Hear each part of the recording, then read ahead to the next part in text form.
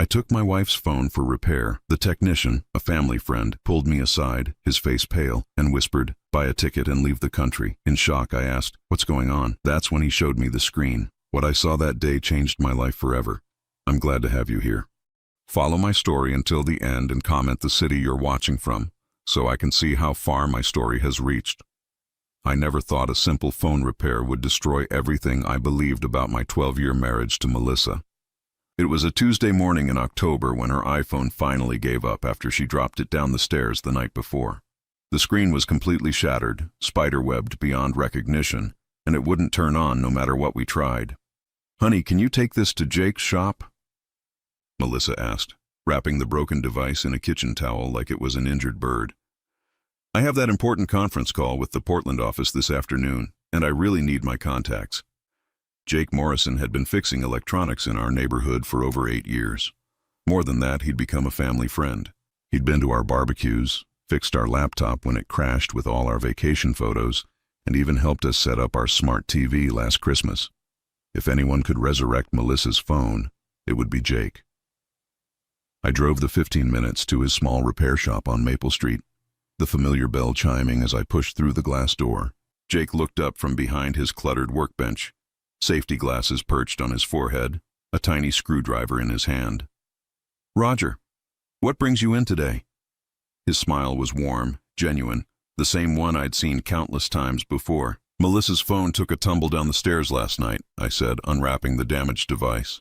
"She's hoping you can work your magic and get her contacts back at least."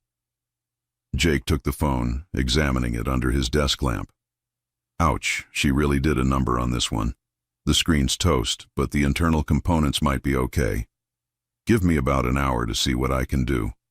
I left the shop and grabbed coffee at the diner next door, reading the local paper and checking my watch every few minutes. Melissa's conference call was at 2:30, and it was already past noon. When I returned to Jake's shop, the bell's cheerful chime seemed different somehow, more urgent. Jake was standing behind his counter, but something was wrong. His usual easy smile was gone, replaced by a tense expression I'd never seen before. His hands were shaking slightly as he held Melissa's phone, now sporting a temporary screen protector. "Roger," he said, his voice barely above a whisper, "I need to talk to you." The way he said it made my stomach drop. "Is the phone completely dead? Because if you can't save it—" No, the phone's fine. I got it working." Jake glanced around his empty shop, then moved closer to me, lowering his voice even further. "But Roger, man, I saw something. When I powered it up to test the repair, messages started coming through, and He swallowed hard. "I think you need to buy a ticket and leave the country." I stared at him, certain I'd misheard. "What did you just say?" Jake's face had gone pale. "I'm serious, Roger. What I saw on that screen. You need to see this. But you also need to be prepared to run." My heart started pounding. "Jake, you're scaring me. What the hell are you talking about?" He handed me the phone with trembling fingers. "Look at the text messages, the recent ones." I took the device, my hand suddenly unsteady. The screen showed Melissa's message app, and the most recent conversation was with someone named Victor. I'd never heard her mention anyone by that name. The messages made my blood run cold. "The work is almost finished. He suspects nothing." "Good. Timeline remains the same?" "Yes. 2 more weeks maximum. He's been asking fewer questions lately." "Perfect. Remember, he cannot discover the truth until we're ready. Everything depends on maintaining the illusion." "I understand. It's harder than I thought it would be, but I can keep this up a little longer." "You're doing excellent work, Em. The organization appreciates your dedication. Just promise me he'll be safe when this is over." Despite everything, I've grown attached. That was not part of the original plan, but we'll discuss it when the time comes. I felt the blood drain from my face. My wife, my Melissa, was involved in something that required maintaining an illusion about me. Someone she was supposed to keep fooled until they were ready for me to discover something. The clinical, detached tone of the messages was nothing like the warm, loving woman I'd shared a bed with for 12 years. "There's more," Jake said quietly, watching my face. "Keep scrolling up." I scrolled through more messages, each one making my chest tighter. "Target remains unaware of surveillance. Daily routines documented. Has he mentioned any travel plans? We need advance notice. No travel planned. He's predictable." Same routes to work, same grocery store, same gym on Tuesdays and Thursdays. Excellent. Predictability makes this easier. Victor. Sometimes I wonder if we're doing the right thing. Don't get emotional now, Em. You knew what this job required when you accepted it. Target. They were calling me a target. My own wife was documenting my daily routines, reporting on my movements to someone who spoke about me like I was a mark in some kind of operation. Jesus Christ, I whispered, nearly dropping the phone. Jake nodded grimly. That's not even the worst part. Look at the photo gallery. With shaking fingers, I opened Melissa's photos. Mixed in with normal pictures of our life together, family dinners, vacation shots, pictures of our garden, were dozens of photos I'd never seen before. Photos of me, taken from a distance, me leaving the house in the morning, me at the grocery store, me at my office building, me having lunch at the corner cafe, completely unaware I was being photographed. She's been documenting me, I said, my voice hollow. Stalking me. But why? We're married. Why would she need to? I don't know, Roger. But whatever this is, it's not good. The way they're talking about timelines and organizations. This sounds professional. Dangerous. I thought about Melissa that morning, kissing me goodbye with the same sweet smile she'd worn for 12 years. Making my coffee exactly how I liked it. Asking me to take her phone to be repaired, knowing full well what was on it. Had she wanted me to find this? Was this part of their timeline? There's one more thing, Jake said, hesitating. Look at the contact list. I scrolled through Melissa's contacts and my heart nearly stopped. There were dozens of names I didn't recognize, many with no last names, just initials or code words. Watchdog, Phoenix, Cleanup, Exit Strategy. These weren't the contacts of a marketing coordinator for a mid-sized furniture company. These were the contacts of someone involved in something I couldn't even begin to understand. Jake, I said, my voice barely working. What do you think this means? He shook his head. I don't know, but Roger, listen to me. 12 years is a long time to maintain a cover story. If your wife isn't who you think she is, if this whole marriage has been some kind of operation, you could be in serious danger. I stared at the phone in my hands. This device that had shattered far more than just its screen when it fell down our stairs. It had shattered my entire reality. What do I do? Honestly, I meant what I said about leaving the country. At the very least, don't go home tonight. Find somewhere safe to think this through. I felt like I was drowning. The woman I'd loved for 12 years, the woman I'd planned to grow old with, had been living a complete lie. But the worst part was the growing realization that I had no idea what the truth actually was, or how much danger I might be in. As I walked out of Jake's shop, Melissa's repaired phone clutched in my trembling hand. I knew my life as Roger Williams was over. I just didn't know what was going to replace it. I couldn't bring myself to go home that night.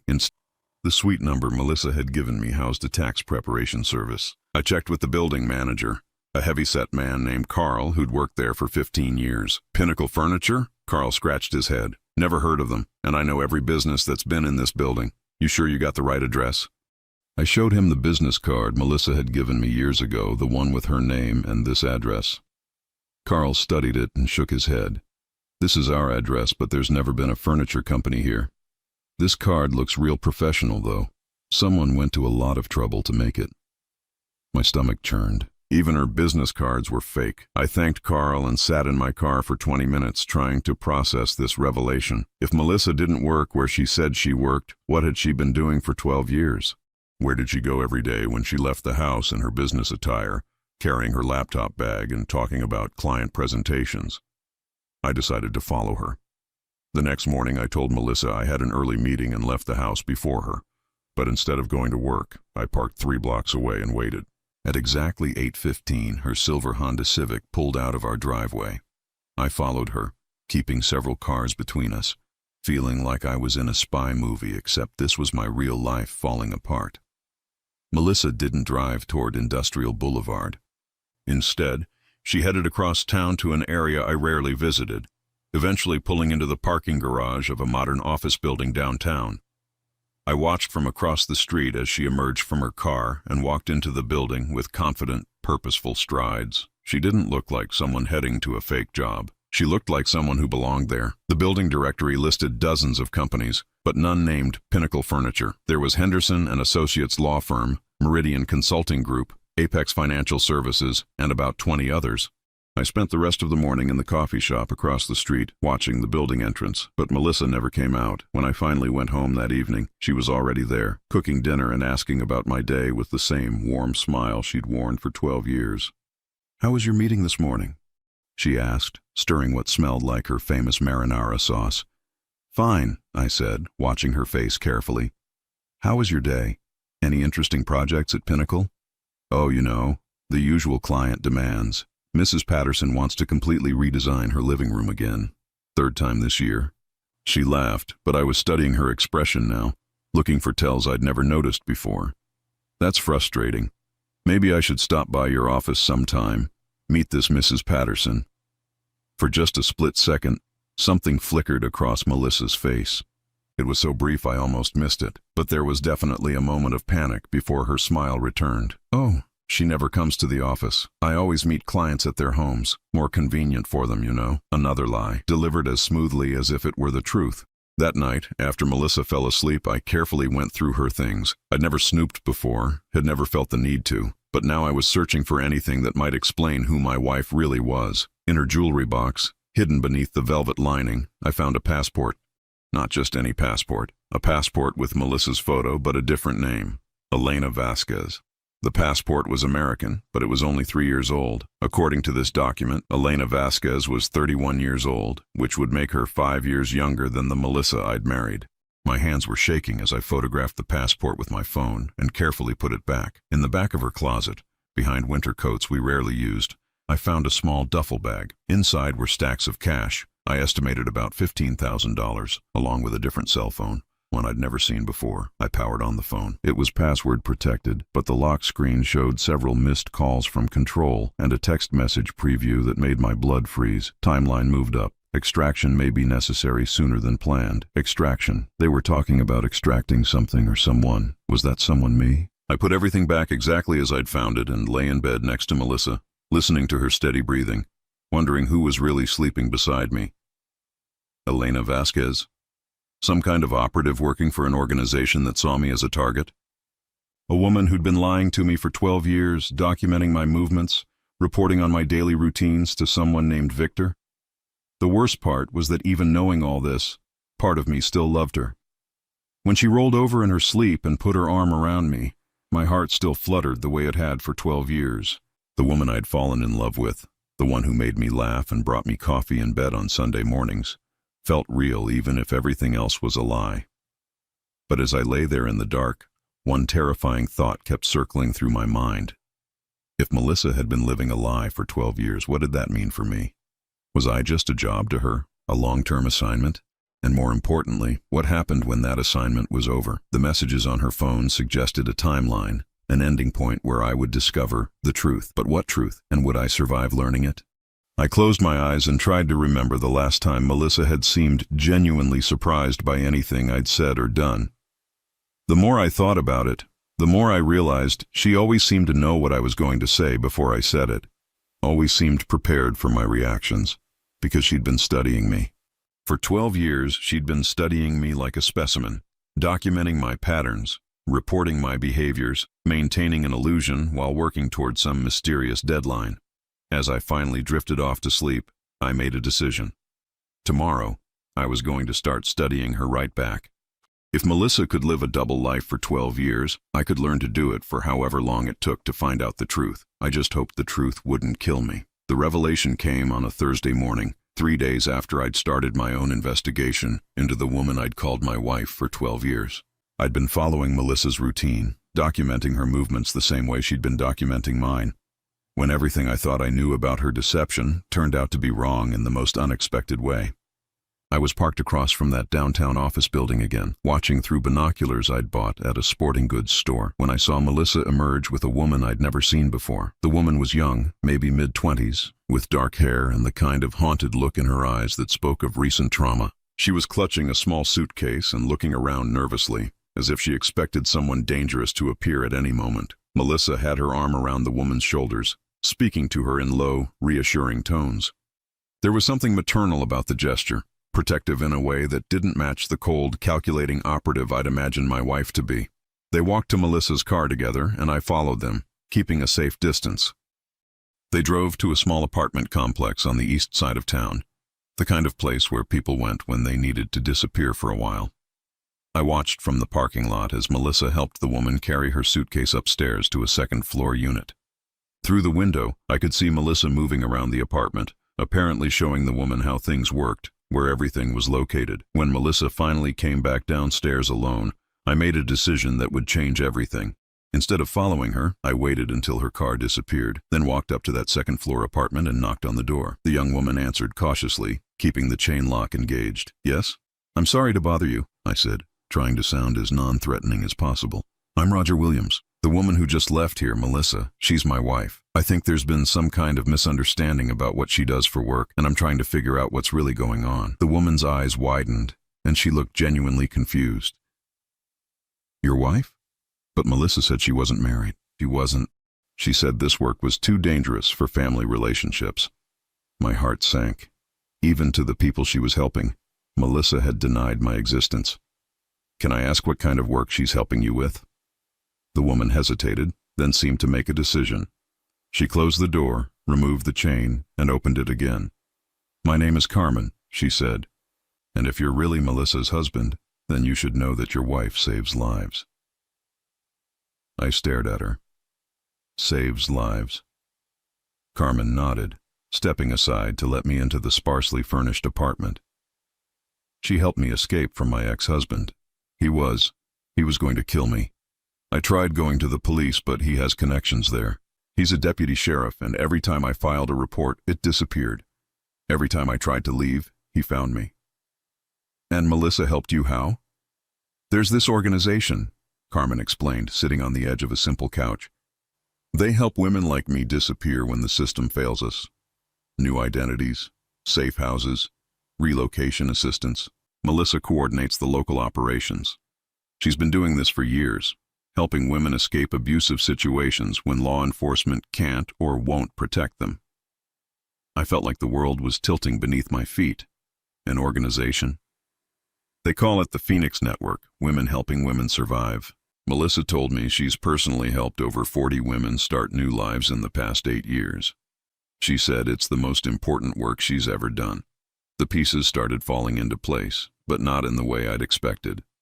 The fake job, the flexible schedule, the mysterious contacts in her phone, the cash hidden in our closet, even the passport with a different name. It all made sense now, but not as evidence of a threat to me.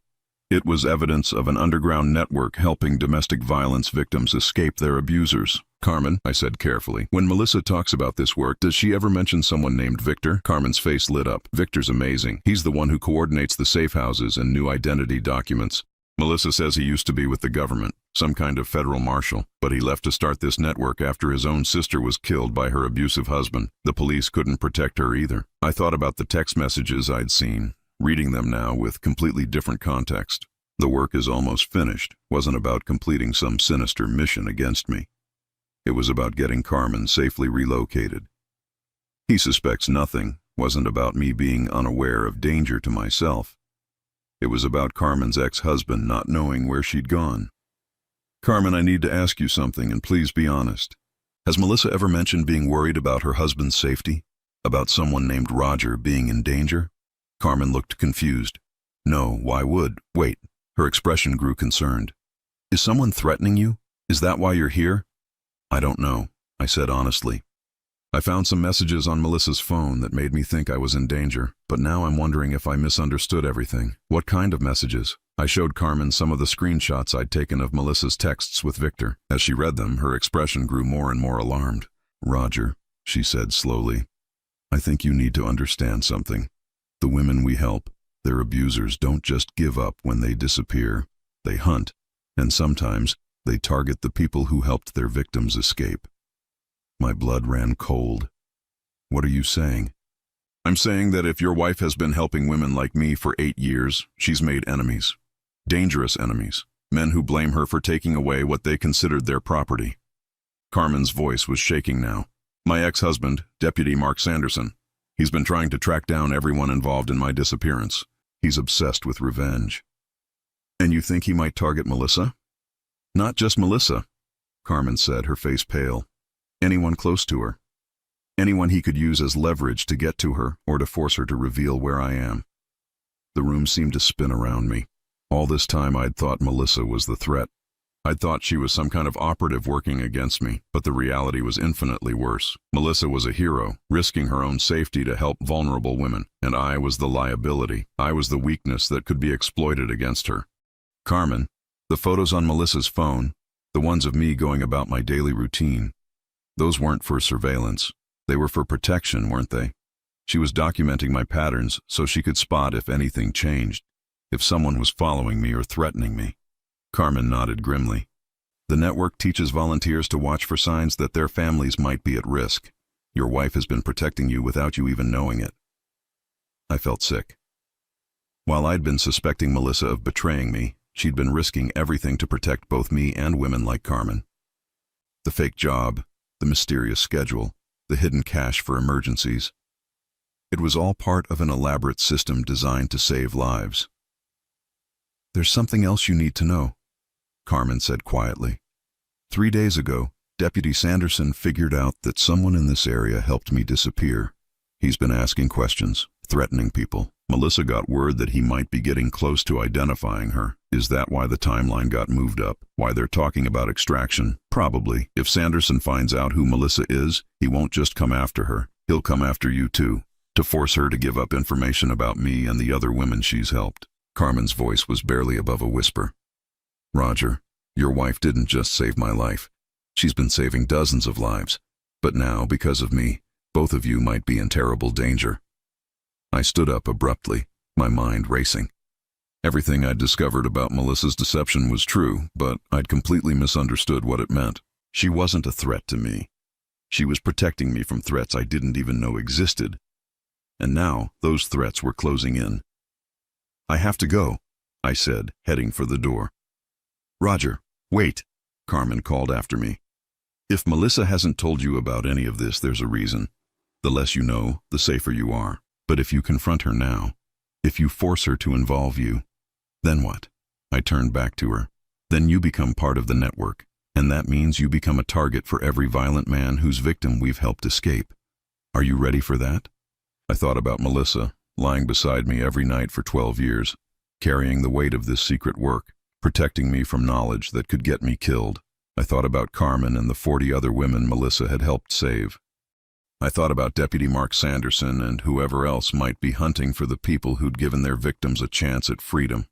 Yes, I said, surprising myself with the certainty in my voice. I'm ready. As I walked back to my car, I realized that my marriage wasn't ending. It was finally beginning, because for the first time in 12 years, I was going to know who my wife really was, and I was going to help her save lives, even if it meant risking my own. But first, I had to convince Melissa to trust me with the truth, and given how good she'd become at lying to protect me, that might be the most dangerous mission of all. The truth about who Melissa really was came crashing down on me 3 days later, and it was far more complex and dangerous than anything I could have imagined. I'd spent those 3 days trying to figure out how to confront my wife about her secret life with the Phoenix Network. But before I could work up the courage, fate made the decision for me. I was at home that Friday evening, pretending to read the newspaper while actually watching Melissa pace around the living room, talking in hushed tones on that second phone I'd discovered. Her conversation was clearly urgent, punctuated by long pauses and responses like, "How did he find out?" and "Are you absolutely certain?" When she finally hung up, her face was pale and drawn in a way I'd never seen before. She stood there for a long moment, staring at the phone in her hand, and I could see her shoulders trembling slightly. "Bad day at work?" I asked, trying to sound casual. She looked up at me, and for the first time in 12 years, I saw genuine fear in her eyes. "Roger, I need to tell you something, but I don't know how." My heart started pounding. "Whatever it is, just say it." Melissa sat down across from me, her hands clasped so tightly her knuckles were white. "My name isn't Melissa Williams. It's not even Melissa anything, and I haven't been completely honest with you about who I am or what I do." I set down the newspaper, trying to look surprised rather than terrified. "What do you mean?" My real name is Sarah Elizabeth Kovach, and I'm a federal marshal. Or rather, I was until 8 years ago. She took a shaky breath. I've been living under deep cover for the past 12 years, and our entire marriage has been part of my witness protection assignment. The room seemed to spin around me. Witness protection? What are you talking about? I was the lead federal marshal on a case involving a human trafficking ring operating out of Portland. The case took 3 years to build, and we finally had enough evidence to bring down the entire organization. But the night before the raids were scheduled to begin, my cover was blown. Melissa, Sarah, stood up and walked to the window, looking out at our quiet suburban street as if she expected to see danger lurking in every shadow. The trafficking ring was run by a man named Dmitry Volkov. Russian mafia connections, millions of dollars in illegal operations, and absolutely no conscience about eliminating threats. When he found out I was a federal marshal, he put a price on my head, $2 million to anyone who could bring him proof that I was dead. I felt like I couldn't breathe. So, the government put you in witness protection? Not exactly. Sarah turned back to me, her expression grim. The Justice Department wanted to relocate me to some rural town in Montana, give me a completely new identity, and hope Volkov would eventually forget about me. But I'd spent 3 years watching him destroy the lives of vulnerable women, turning them into commodities to be bought and sold. I couldn't just disappear and let him continue operating. So, what did you do? I made a deal with my supervisor, Deputy Marshal Viktor Petrov. We would stage my death, make it look like Volkov's people had succeeded in killing me. In exchange, I would be allowed to continue working undercover, building cases against human traffickers and helping their victims escape. The pieces were finally clicking into place. Viktor Petrov is the Victor you've been texting with. Sarah nodded. He's been my handler for the past 8 years. Officially, Sarah Kovach died in a car explosion in Portland. Unofficially, she became Melissa Williams, devoted wife and secret federal operative working to dismantle human trafficking networks across the Pacific Northwest. And me? What was I in all of this? Sarah's face crumpled, and for the first time since I'd known her, she started crying. You were supposed to be my cover story. When the Justice Department created the Melissa Williams identity, they needed her to have a believable life. A husband, a mortgage, normal suburban routines that would make her invisible to anyone looking for a federal marshal on the run. My mouth went dry. So you married me as part of an undercover operation? At first, yes. The words came out as barely a whisper. I was assigned to find someone suitable, someone safe and predictable who could provide cover without asking too many questions. You were perfect on paper, stable job, quiet lifestyle, no criminal connections. The plan was to marry you, maintain the cover for a few years, while we built cases against Volkov's network, and then disappear when the mission was complete. I felt like I'd been punched in the stomach. But we've been married for 12 years. Because I fell in love with you. Sarah's voice was stronger now, more urgent. It was supposed to be a simple undercover marriage, but you weren't just cover, Roger. You became the most real thing in my fake life. Every morning for 12 years, I woke up grateful that my assignment had brought me to you. I stared at her, trying to process what she was telling me. So the woman I've been married to for 12 years is actually a federal marshal using me as cover while hunting human traffickers. Former federal marshal, Sarah corrected. Officially I don't exist, but yes, that's essentially correct. And the Phoenix Network? Carmen told me you help domestic violence victims. Sarah's eyes widened. You talked to Carmen? How did you? She stopped, understanding dawning on her face. You've been investigating me.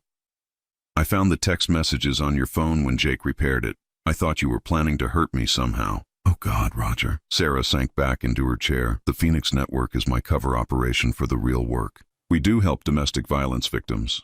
That part is true. But it also allows me to identify and infiltrate human trafficking networks. Many of the women who seek help through Phoenix are actually trafficking victims who don't even realize what happened to them. And now? Why are you telling me all of this now? Sarah's face went pale again. Because Dmitry Volkov found out that Sarah Kovach is still alive. 3 days ago, one of his associates was arrested in Seattle, and during interrogation, he gave up intelligence about a federal marshal who'd been operating under deep cover in the Pacific Northwest. They don't know the name Melissa Williams yet, but they're getting close. How close? Close enough that Victor thinks we need to implement the extraction protocol. We've been preparing for this possibility for years. New identities, safe houses, enough cash to disappear completely. But Roger, she looked at me with an expression that broke my heart. I can't take you with me. If they find out who you are, if they realize you're connected to me, they'll torture you to get information about where I've gone. I felt a cold rage building in my chest, but not at Sarah. At the situation that had forced her to live in hiding for 12 years, at the criminals who had put a price on her head, at the system that had made her choose between her safety and the truth. What if I don't want you to go? Roger, you don't understand. These people don't just kill their targets, they make examples of them. They'll torture and murder anyone connected to me just to send a message to other law enforcement officers who might think about going undercover against them. Then we fight back. Sarah shook her head. There is no fighting back against the Russian mafia. There's only running and hoping they eventually give up, or there's bringing them down permanently. What are you talking about? I stood up, my decision crystallizing as I spoke. You said you've been building cases against them for 8 years. How much evidence do you have? Enough to destroy Volkov's entire operation, but we can't use it without blowing my cover completely. The moment we move against him, he'll know exactly who provided the intelligence. So we make sure he can't retaliate. Sarah stared at me. Roger, what are you suggesting? I'm suggesting that instead of running, we finish what you started. We take down Volkov and his entire network, and we do it in a way that ensures they can never come after us again. That's insane. You're an accountant, not a federal agent. No, I said, feeling strangely calm for the first time in days. I'm the husband of a federal agent, and I've been watching her work for 12 years, even if I didn't know it. You've taught me more about investigation and surveillance than you realize. Sarah was quiet for a long moment, studying my face. If we do this, if we really try to bring down Volkov instead of running, there's no guarantee we'll survive. And if we fail, we'll die together instead of living apart in fear for the rest of our lives. You'd really do that? Risk everything for a woman who's been lying to you for 12 years? I reached across the space between us and took her hands. Sarah, I'd risk everything for the woman who's been protecting me for 12 years. The woman who's been saving other people's lives while keeping me safe. The woman who fell in love with me even when love wasn't part of her mission. For the first time since this nightmare began, Sarah smiled. Victor is going to think we're completely insane. Probably. But are you willing to try? She squeezed my hands. I've been fighting this war alone for 8 years. The idea of having a partner, having you as a partner. Yes, Roger, I'm willing to try. As we sat there planning our impossible mission against one of the most dangerous criminal organizations in the country, I realized that my marriage to Sarah Kovacs was going to be nothing like my marriage to Melissa Williams. It was going to be terrifying, dangerous, and probably short, but it was also going to be completely, finally honest. And after 12 years of loving a woman I didn't really know, that honesty was worth any risk. The danger found us faster than we'd anticipated. It was only 2 days after Sarah had revealed her true identity when our carefully planned offensive against Dmitry Volkov suddenly became a desperate fight for survival. I learned that morning just how ruthless human traffickers could be when they felt cornered. I was at my accounting office going through the motions of a normal workday while actually researching Volkov's financial networks when my phone rang. Sarah's voice was tense, clipped, nothing like the woman who'd kissed me goodbye that morning. Roger, listen to me very carefully. Do not go home. Do not go to any of your usual places. They found us. My blood turned to ice. What do you mean they found us? Victor just called. One of Volkov's men was spotted outside our house this morning, taking photographs. They know where we live, which means they know who you are. Her voice was shaking with controlled panic. Roger, they've been watching us for at least 24 hours. Maybe longer. I looked around my office, suddenly seeing threats everywhere. The man in the parking lot who'd been sitting in his car when I arrived. The woman in the lobby who'd looked away too quickly when I glanced at her. The delivery truck that had been parked across the street all morning. What do I do? Get out of there right now. Don't take the elevator. Use the stairs. Don't go to your car. They'll be watching it.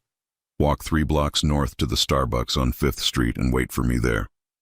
If I'm not there in 30 minutes, call Victor at this number. She rattled off a phone number I'd never heard before. Can you remember that? Yes, but Sarah, I have to go. I love you, Roger.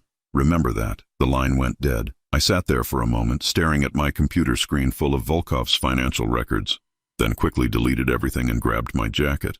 As I headed for the stairwell, I caught a glimpse of a man in a dark suit standing near the elevators, speaking quietly into a cell phone. When he saw me looking, he turned away, but not before I noticed the bulge under his jacket that could only be a weapon. I took the stairs 2 at a time, my heart pounding so hard I could hear it echoing in the concrete stairwell. By the time I reached the ground floor, I was sweating despite the cool October air. I pushed through the emergency exit door, setting off an alarm that made me want to run, but I forced myself to walk calmly down the alley behind my building. The 3 blocks to Starbucks felt like the longest walk of my life. Every car that passed could contain killers. Every person on the sidewalk could be watching me. I'd gone from being a suburban accountant to being hunted by the Russian mafia in the span of 48 hours, and I had no idea how to handle that transition. Sarah was already waiting when I arrived, sitting in a corner booth with a clear view of all the entrances. She looked different. Her hair was darker, pulled back severely, and she was wearing clothes I'd never seen before. When she saw me, the relief on her face was unmistakable. "Thank God," she said as I slid into the booth across from her. "I was terrified they'd gotten to you. What's happening? How did they find us so fast?" "Victor thinks someone in the Justice Department leaked information about my real identity. There's been speculation for months that Volkov has sources inside federal law enforcement, but we never had proof." Sarah's voice was barely above a whisper. "This morning, Victor received intelligence that Volkov's people have been given not just my current address, but detailed information about my entire cover story. They know about Melissa Williams, they know about our marriage, and they know about the Phoenix network." I felt sick. "So everyone's in danger. Carmen, all the other women you've helped. Victor's team is moving them to secure locations as we speak, but yes, everyone connected to the Phoenix network is now at risk." Sarah reached across the table and took my hand. "Roger, I need you to understand something. We can't go back to our old life, ever. Even if we manage to stop Volkov, even if we bring down his entire organization, there will always be someone else looking for revenge. The moment I revealed my true identity to you, you became a permanent target. So what are our options? We run, and we keep running for the rest of our lives. New identities every few years, never staying in one place too long, never forming lasting relationships with anyone." Sarah's voice was hollow. "Or we end this permanently." "How do we end it permanently?" "Victor has been working on a plan for years, something he calls the nuclear option. Ain't we use all the evidence we've gathered over the past 8 years to not just arrest Volkov and his associates, but to completely destroy their organization and eliminate their ability to retaliate? What does that involve?" Sarah glanced around the coffee shop, then leaned closer. "It involves me coming out of hiding completely. No more cover identity, no more pretending to be dead. I testify in open court about everything I've seen and heard over the past 8 years. We release financial records that implicate dozens of corrupt officials who've been taking money from Volkov. We expose the entire network in such a public, devastating way that anyone who tries to retaliate against us will be immediately identified and arrested. But that means giving up our life here, doesn't it? Yes. After we testify, we'll have to relocate under federal protection. New state, new identities, new everything. But Roger," she squeezed my hand, "we'd be together. No more lies, no more secrets. Just us, starting over with complete honesty." I thought about our house, our friends, my job, everything that had made up my life for the past 12 years. All of it would disappear, replaced by the unknown. But as I looked at Sarah, really looked at her, seeing the federal marshal instead of the marketing coordinator, I realized I'd never really known who I was married to anyway. When would this happen? Soon. Victor thinks we have maybe 48 hours before Volkov's people make their move. If we're going to do this, we need to act fast. And if we don't do it? Sarah's expression grew grim. Then we spend tonight saying goodbye to everyone we care about, because tomorrow we disappear forever, assuming we live that long. I was about to respond when Sarah's phone buzzed. She glanced at it and her face went white. "We need to leave. Now." "What is it?" "Victor just sent a photo from outside this Starbucks. There's a man in a gray jacket who's been watching us for the past 10 minutes. Sarah stood up, her movements casual but urgent. "Don't look around, just follow my lead."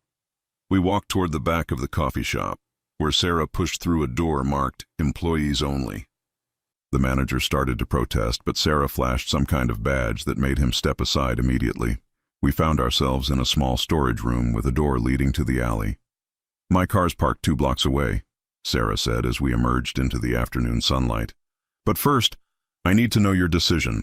Do we run or do we fight?" I thought about Carmen, hiding in that safe house apartment, terrified that her abusive ex-husband would find her. I thought about the 40 other women Sarah had helped over the years, all of them depending on people like her to keep them safe. I thought about Volkov and his network, continuing to destroy lives while law enforcement officers lived in fear of retaliation. "We fight," I said, "but I want to do more than just testify. I want to help you gather the evidence that will destroy them completely." Sarah stopped walking and stared at me. "Roger, that's incredibly dangerous. These people kill federal agents for a living." "Then it's a good thing I'm not a federal agent. I'm an accountant who's very good at following money trails. And I'm betting Volkov's organization has left a lot of financial breadcrumbs over the years." "You'd really risk your life to help me bring down human traffickers?" "Sarah, I'd risk my life to help you bring down anyone who's been threatening the woman I love for 8 years. She kissed me right there in the alley, a desperate, fierce kiss that tasted like fear and determination in equal measure. When we broke apart, she was smiling for the first time in days. "Victor's going to love this plan," she said. "An undercover federal marshal and a forensic accountant working together to bring down the Russian mafia. It's either brilliant or completely insane. Maybe both." As we hurried toward Sarah's car, I caught a glimpse of a man in a gray jacket emerging from the coffee shop behind us. He was speaking urgently into a cell phone, his eyes scanning the alley. When he spotted us, he started moving in our direction. "Sarah," I said quietly, "I see him. Get ready to run." The hunter was about to become the hunted, and our 48 hours of preparation time had just become a race for our lives.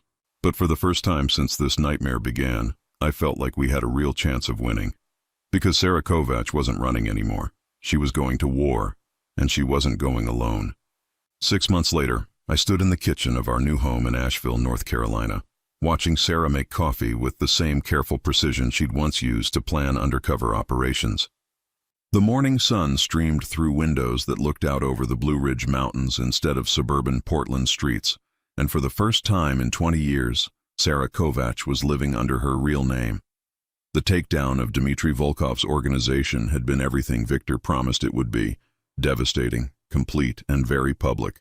What none of us had anticipated was how quickly other law enforcement agencies would move once we'd provided them with the roadmap to dismantle human trafficking networks across the entire Pacific Northwest. The financial evidence I'd helped gather proved to be the key that unlocked everything.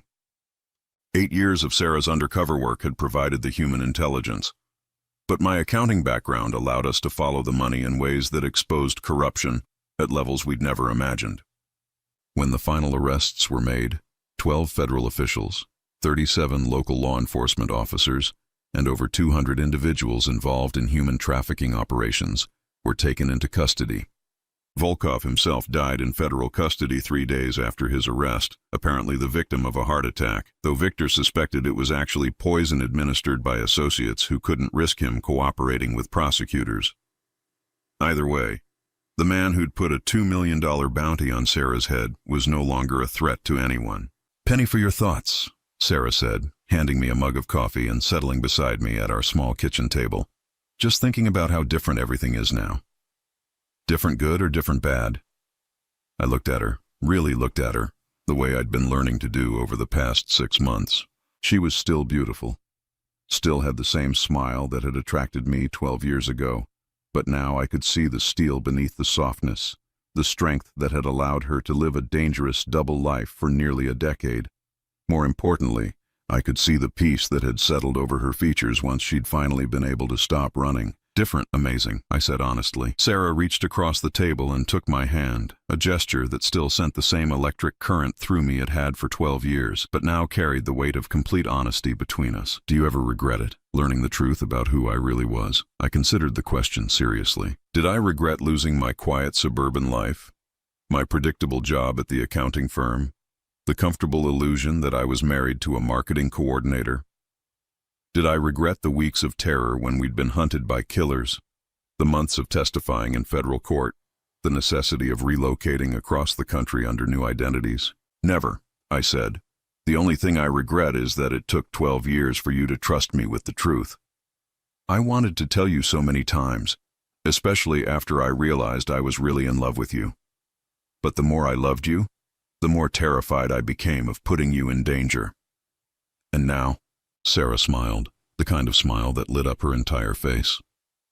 Now you're in danger anyway because you're married to a former federal marshal who testifies regularly in human trafficking cases, but at least we're facing that danger together. It was true. Our new life wasn't completely safe. Sarah continued to work with Victor in the Justice Department, helping to identify and prosecute human trafficking operations across the Southeast. Her expertise was too valuable to retire completely, and honestly, she was too passionate about the work to give it up.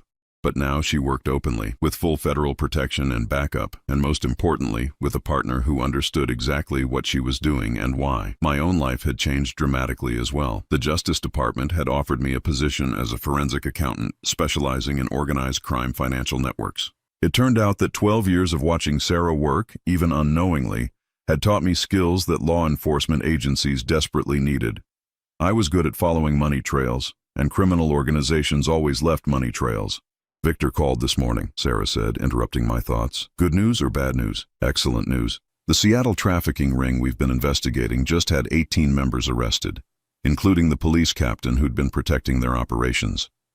And the evidence we provided led to the rescue of 23 women who'd been held against their will. I felt the familiar surge of satisfaction that came with knowing our work had directly saved lives. It was a feeling I'd never experienced as a suburban accountant, and one I'd become addicted to over the past 6 months. Any of them need relocation assistance? Several. Victor wants to know if we're ready to start hosting safe house operations here in North Carolina. I looked around our house, imagining it filled with women like Carmen, people who needed protection while they rebuilt their lives after escaping hell. It would mean more risk, more uncertainty, more chances that our quiet mountain retreat could become a target. It would also mean more opportunities to make a real difference in the world. What do you think? I asked. I think, Sarah said slowly, that I spent 8 years helping women in secret, always worried that my double life would eventually collapse and destroy everything I cared about. Now I have the chance to do the same work openly, with the man I love as my partner instead of as an unknowing target I had to protect. So that's a yes? That's a hell yes. I laughed, remembering the terrified woman who'd broken down in our Portland living room 6 months ago, confessing that our entire marriage had been based on a lie. That woman was gone, replaced by someone stronger, more confident, more complete. The federal marshal who'd been hiding inside Melissa Williams had finally been set free. There's one more thing, Sarah said, pulling an envelope from her pocket. This came in yesterday's mail. I recognized the handwriting immediately. Carmen. We'd been corresponding with her regularly since she'd been relocated to a small town in Montana where her abusive ex-husband would never think to look for her. I opened the letter and read aloud. Dear Roger and Sarah, I wanted you to know that I just got engaged to a wonderful man named David who owns a bookstore here in town. He knows everything about my past, and he loves me anyway. I never thought I'd be able to trust anyone again. But watching the two of you fight to protect each other taught me that real love is worth the risk. Thank you for saving my life, but more than that, thank you for showing me what a healthy relationship looks like. I hope someday I can help other women the way you helped me. Sarah was crying by the time I finished reading, the kind of tears that come from pure joy rather than sadness. That's why we do this work, she said, wiping her eyes. Not just to arrest the bad guys, but to give people like Carmen a chance at the kind of happiness we've found. I pulled her into my arms, holding her close and thinking about the strange journey that had brought us to this moment. 12 years ago, I'd married a woman I thought was a marketing coordinator, never imagining that she was actually a federal marshal living under deep cover. The revelation should have destroyed our marriage, but instead, it had made us stronger than we'd ever been. I love you, Sarah Kovach, I said, using her real name with the same satisfaction I felt every time I spoke it. I love you too, Roger Williams. Even if that's not your real name anymore either. It was true. As part of our federal protection, we'd both taken new identities. I was now Roger Mitchell, forensic accountant and husband to Sarah Mitchell, former federal marshal turned anti-trafficking consultant. Our old selves had died along with Dmitry Volkov's organization, but our love had survived the transition, Ready for another day of saving the world? Sarah asked, finishing her coffee and checking her watch. Ready for another day of working with my partner, I corrected. As we gathered our things and prepared to head to the regional field office where we both work now, I thought about the man I'd been 6 months ago. Suburban accountant Roger Williams had lived a quiet, predictable life, never knowing that his wife was a hero fighting a secret war against some of the worst criminals in the world. Roger Mitchell, on the other hand, was married to a woman who trusted him completely, worked alongside her to save lives, and went to bed each night knowing that their love was built on absolute honesty and shared purpose. It wasn't the life I'd planned when I'd taken Melissa's broken phone to Jake for repair, but it was the life I'd choose 1,000 times over. Because sometimes the most devastating revelations lead to the most beautiful new beginnings. And sometimes discovering that your spouse has been lying to you for 12 years is the best thing that ever happened to your marriage.